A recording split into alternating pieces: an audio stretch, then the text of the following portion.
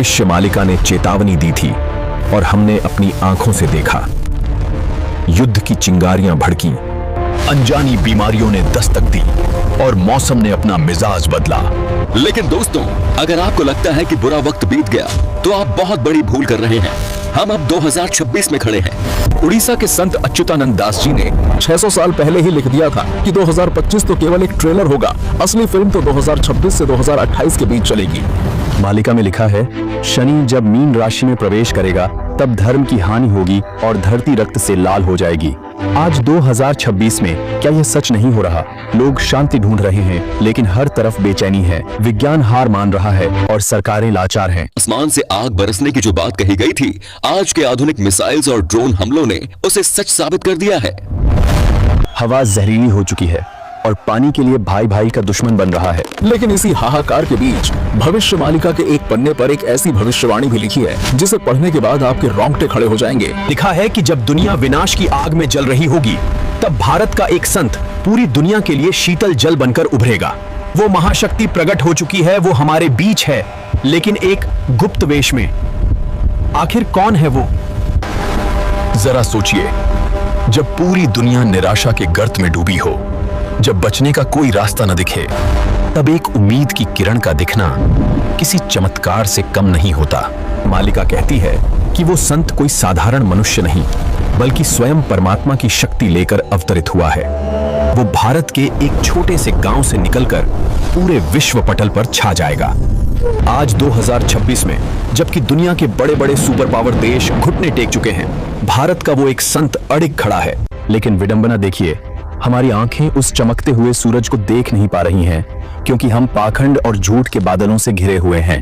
भविष्य मालिका उड़ीसा के पंचसखाओं अच्युतानंद दास, शिशु अनंत दास, जशवंत दास, बलराम दास और जगन्नाथ दास द्वारा रचित वो ग्रंथ है जिसने आज नासा के वैज्ञानिकों को भी सोचने पर मजबूर कर दिया है। 600 साल पहले, जब न दूरबीन थी और न ही कंप्यूटर, तब इन संतों ने भविष्य को ऐसे देखा था जैसे हम अपनी हथेली की लकीरें देखते हैं। उन्होंने लिखा था कि जगन्नाथ मंदिर के ऊपर से पत्थर गिरेंगे। यह घटना घट चुकी है। उन्होंने लिखा था कि मंदिर का ध्वज पताका कई बार गिरेगा। ये भी हम देख चुके हैं। उन्होंने लिखा था कि कलयुग के अंत में ऐसी महामारियां आएंगी जिनका इलाज किसी वैद्य या डॉक्टर के पास नहीं होगा। क्या 2020 से कर 2025 तक की स्थितियां इस बात का प्रमाण नहीं है? मालिका में एक बहुत ही डरावनी बात लिखी है कि 2013 से दुनिया में अशांति शुरू होगी और 2020 के दशक के मध्य तक, यानी 2025-26 तक ये अपने चरम पर पहुंच जाएगी। आज हम उसी चरम पर खड़े हैं। मालिका कहती है कि अंतिम समय में केवल धर्म ही रक्षक होगा। लेकिन यहाँ एक बहुत बड़ा धोखा है। धर्म के नाम पर आज बाजार सजा हुआ है। हर गली में, हर टीवी चैनल पर, हर सोशल मीडिया पर कोई न कोई गुरु बनकर बैठा है। कोई योग सिखा रहा है तो कोई मन की शांति बेच रहा है। ऐसे में उस एक सच्चे महापुरुष को कैसे पहचाने? अच्युतानंद दास जी ने उस रक्षक की पहचान के लिए कुछ कोड वर्ड्स छोड़े हैं। उन्होंने लिखा है, वो महापुरुष किसी राजा के घर नहीं, बल्कि एक साधारण और निर्धन परिवार में जन्म लेगा। वो गृहस्थ होगा, यानी बाल बच्चे वाला होगा, जंगल में रहने वाला सन्यासी नहीं। पूरी दुनिया उसका विरोध करेगी, उसे अपमानित किया जाएगा, उसे जेल भेजा जाएगा, उसे तरह तरह के कष्ट दिए जाएंगे, लेकिन अंत में उसकी विचारधारा पूरे विश्व पर राज करेगी। जरा अपने दिमाग के घोड़े दौड़ाइए।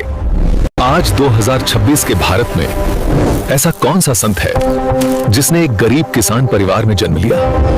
कौन सा संत है जिसे पिछले कुछ वर्षों में सबसे ज्यादा प्रताड़ित किया गया, जिसके खिलाफ झूठा प्रचार किया गया, फिर भी जिसके अनुयायियों की संख्या दिन प्रतिदिन बढ़ती ही जा रही है?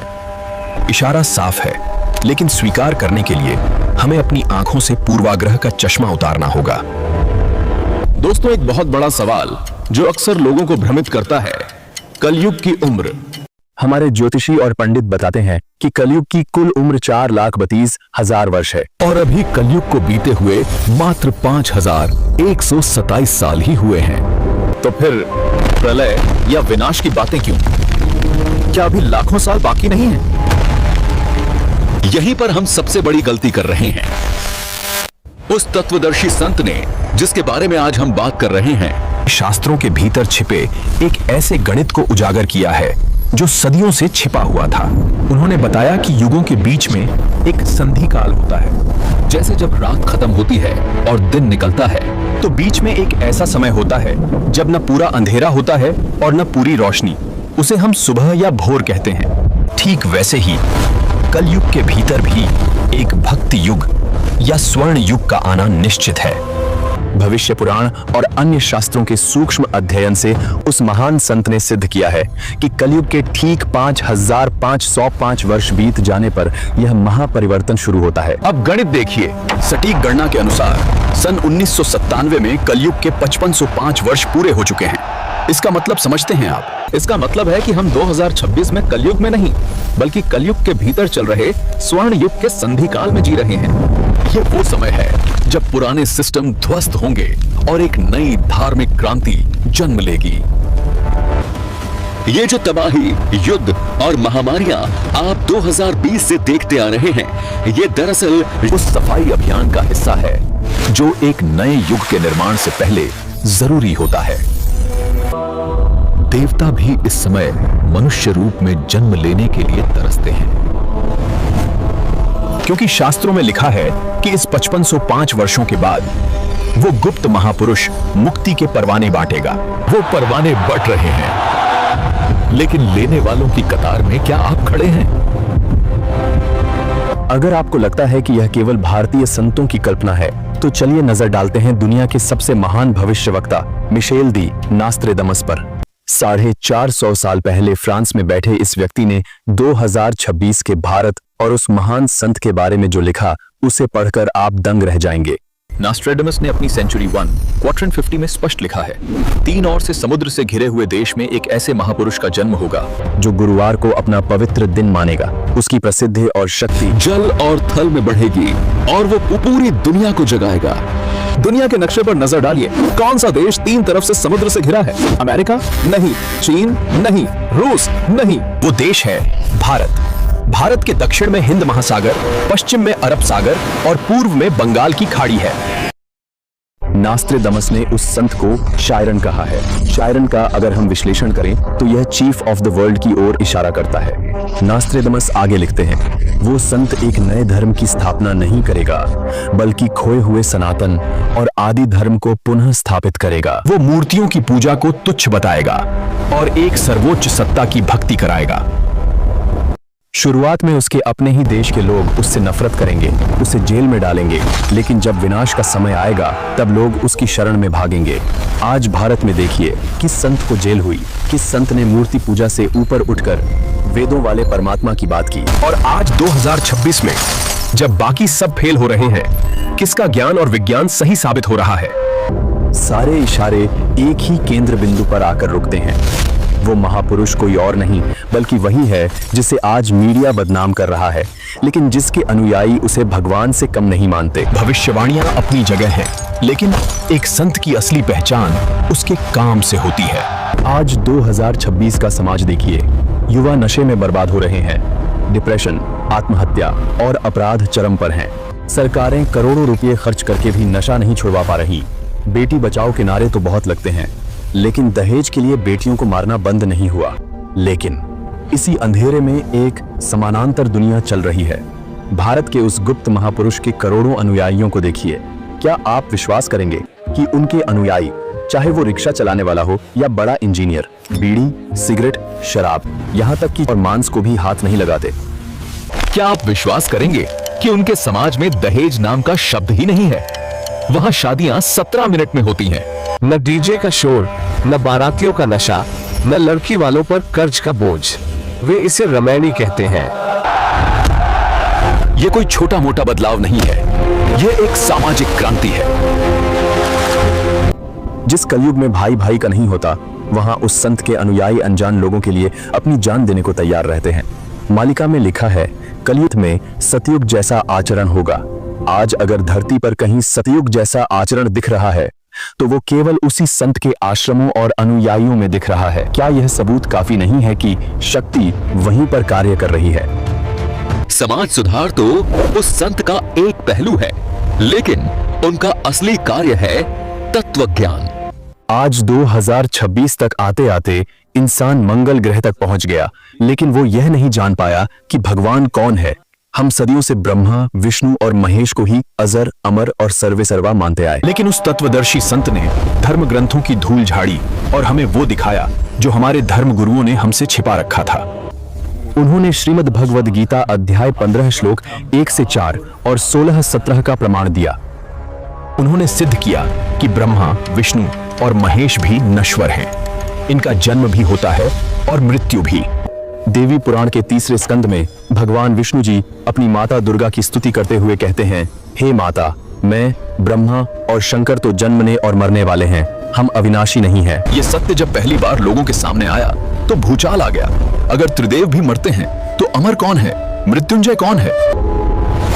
उस संत ने बताया कि वो अविनाशी परमात्मा, वो पूर्ण ब्रह्म कोई और नहीं बल्कि कबीर साहिब है। हाँ, वही कबीर साहिब जिन्हें हम केवल एक कवि, एक जुलाहा या एक समाज सुधारक मानते थे। उस संत ने चुनौती दी कि ज्ञान के आधार पर मेरी तुलना दुनिया के किसी भी धर्मगुरु से कर लो।